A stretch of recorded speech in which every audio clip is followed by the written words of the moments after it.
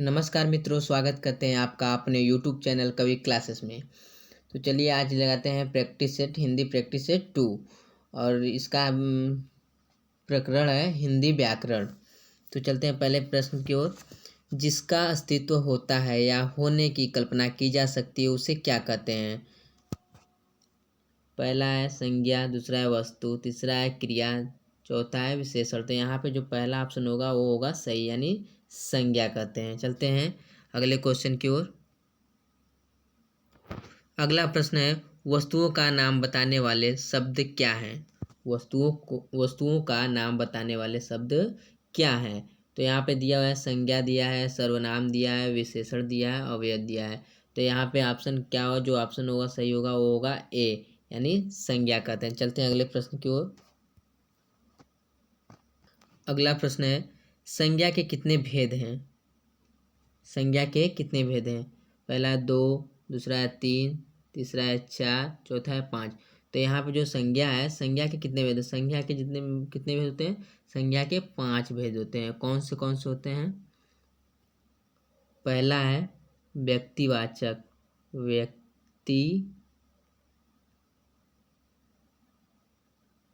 व्यक्तिवाचक।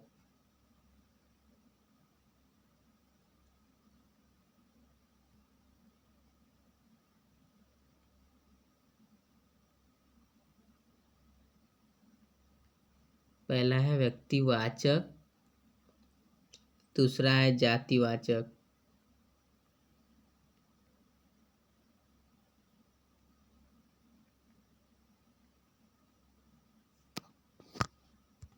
दूसरा जातिवाचक, तीसरा है भाववाचक, चौथा समूहवाचक और पांचवा है द्रव्यवाचक।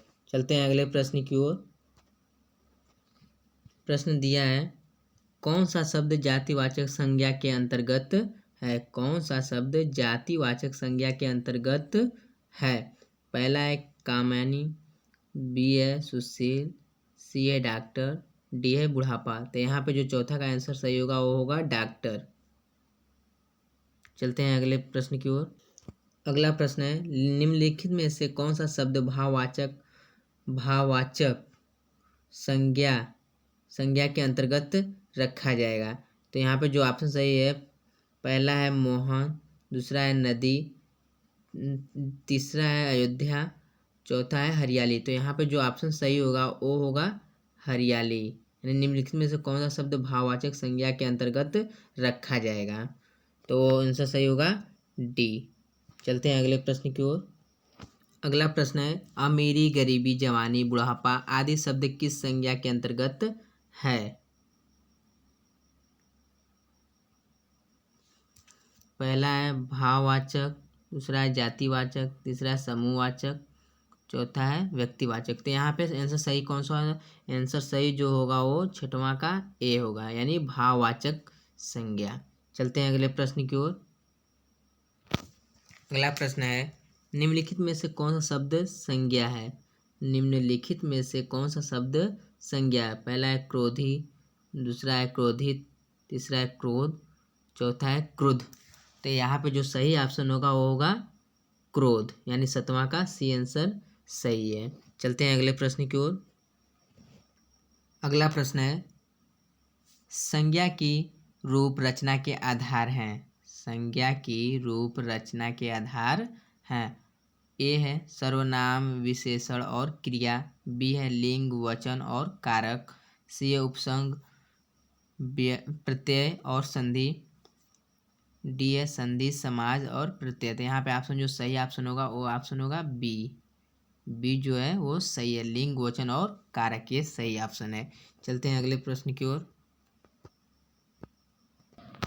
अगला प्रश्न है निम्नलिखित में से कौन सा शब्द सदैव स्त्रीलिंग में ही प्रयुक्त होता है? पहला है बुढ़ापा, दूसरा है हिमालय, तीसरा है बनावट, चौथा है लड़कपन। तो यहाँ पे 9 का जो ऑप्शन है वो आंसर है सी, यानी बनावट। सी ऑप्शन सही है। चलते हैं अगले प्रश्न की ओर। अगला प्रश्न है स्त्रीलिंग शब्द है, पहला है नगर, दूसरा है ऋतु, तीसरा है सोमवार, चौथा है चैत्र। तो यहाँ पे जो 10वां नंबर का ऑप्शन होगा वो होगा सही आंसर बी, यानी ऋतु ऑप्शन जो है वो सही है। चलते हैं अगले प्रश्न की ओर। अगला प्रश्न है पुल्लिंग शब्द है, पहला है दया, दूसरा है घटना, तीसरा है जड़ता, चौथा है बुढ़ापा। तो यहाँ पे जो 11 का ऑप्शन होगा वो सही ऑप्शन होगा उसका डी, यानी बुढ़ापा आंसर सही है। चलते हैं अगले प्रश्न की ओर। अगला प्रश्न है कौन सा शब्द हमेशा बहुवचन में प्रयुक्त होता है? पहला है प्राण, दूसरा है शिशु, तीसरा है भक्ति, चौथा है पुस्तक। तो यहाँ पे जो 12 नंबर का ऑप्शन का आंसर है वो होगा पहला, यानी ए, यानी जो है प्राण जो आंसर है वो सही होगा। चलते हैं अगले प्रश्न की ओर। अगला प्रश्न है गीदड़ का स्त्रीलिंग क्या होगा? गीदड़ का स्त्रीलिंग क्या होगा?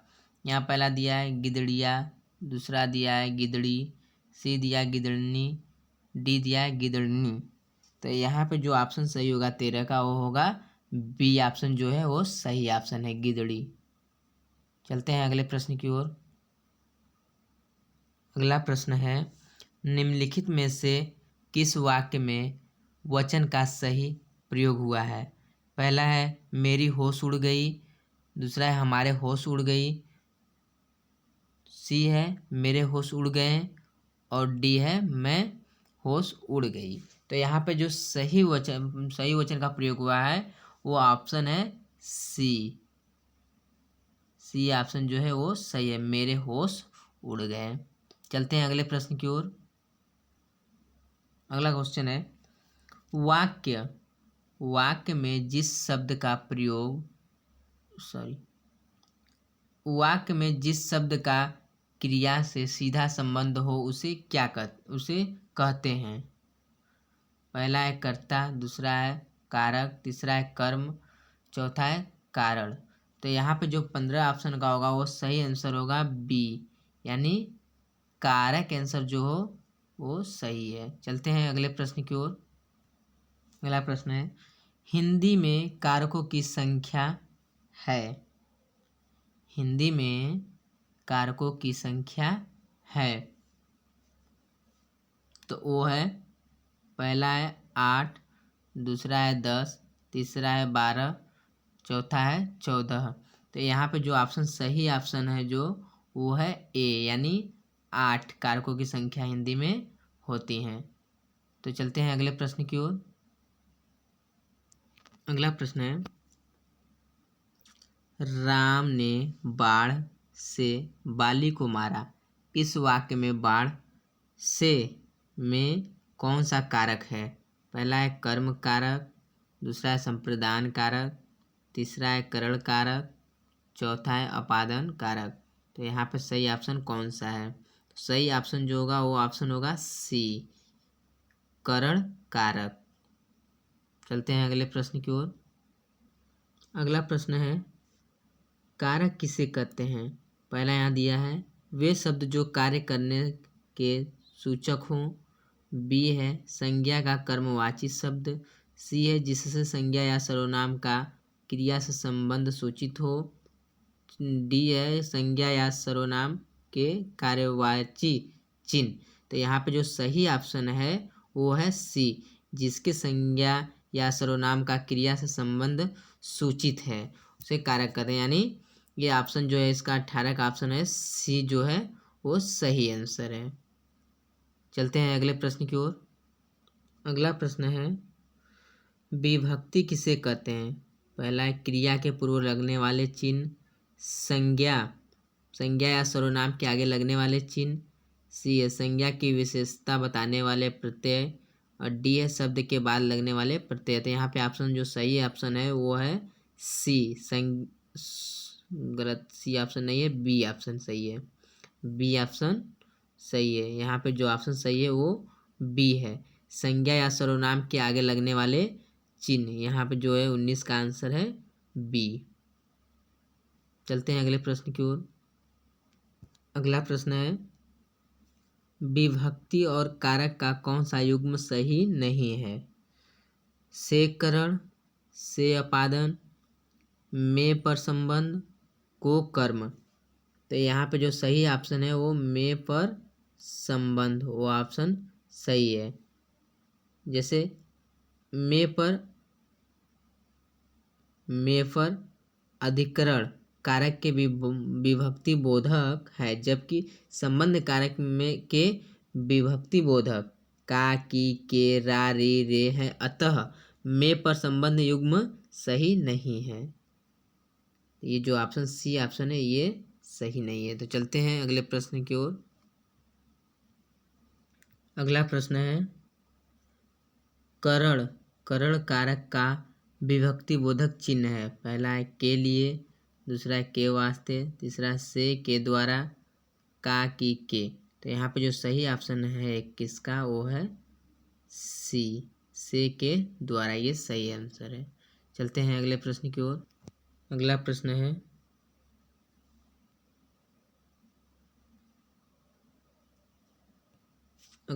है गुरु ही शिष्य को ज्ञान देता है। गुरु ही शिष्य को ज्ञान देता है। इस वाक्य में प्रयुक्त कारक है। पहला है कर्ता कारक, दूसरा है कर्म कारक, तीसरा है करण कारक, चौथा है संप्रदान कारक। तो यहाँ पे जो सही ऑप्शन होगा वो ऑप्शन होगा डी, संप्रदान कारक। 22वां का जो आंसर सही हो वो संप्रदान कारक आंसर जो सही ऑप्शन है डी। चलते हैं अगले प्रश्न की ओर। अगला प्रश्न है वह घर से बाहर आया। वह घर से बाहर आया इस वाक्य में किस कारक का प्रयोग हुआ है। पहला है अपादान, दूसरा है संबंध, तीसरा है अधिकरण, चौथा है संबोधन। तो यहाँ पे जो सही आंसर है वो है अपादान। अपादान जो आंसर है वो 23 का सही है। चलते हैं अगले प्रश्न की ओर। अगला प्रश्न है संबंध कारक का विभक्ति चिन्ह है। पहला है को के लिए, दूसरा है का, की, के, रा, री, रे, और सी है में पर, डी है से। तो यहाँ पे जो सही ऑप्शन होगा 24 का होगा बी, का, की, के, रा, री, रे। ये जो ऑप्शन है बी ऑप्शन जो है सही। चलते हैं अगले प्रश्न की ओर। अगला प्रश्न है कौन सा युग्म असंगत है। कौन सा युग्म असंगत है। तो यहाँ पहला दिया है पेड़ से फल गिरा करण, मैंने उसे पढ़ाया है कर्ता, से प्रतिज्ञा प्रेमचंद्र का उपन्यास है संबंध, आजकल वह घर ही है अधिकरण। तो इन चारों में से आंसर सही कौन सा है हमको बताना है। अरे आप लोग को बताना है। जैसे यहाँ पे पेड़ से फल गिरा, ये जो आंसर है ये सही है। तो यानी ये असंगत है। ये 25 का आंसर जो सही आंसर होगा वो होगा ए, पेड़ से फल गिरा करण असंगत है। यहाँ पेड़ से फल निकलने यानी दूर होने का बोध होता है, अतः यहाँ अपादान कारक है। तो इसलिए जो असंगत है वो ऑप्शन ए है। आज का लास्ट क्वेश्चन।